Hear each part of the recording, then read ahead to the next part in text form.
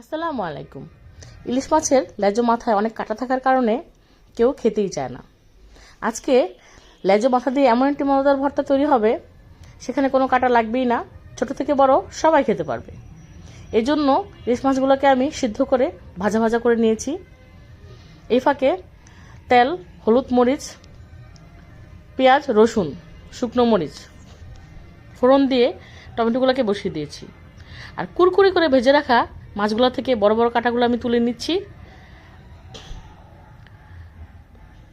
এরপর হালকা করে একটু গ্রাইন্ড করে নেব।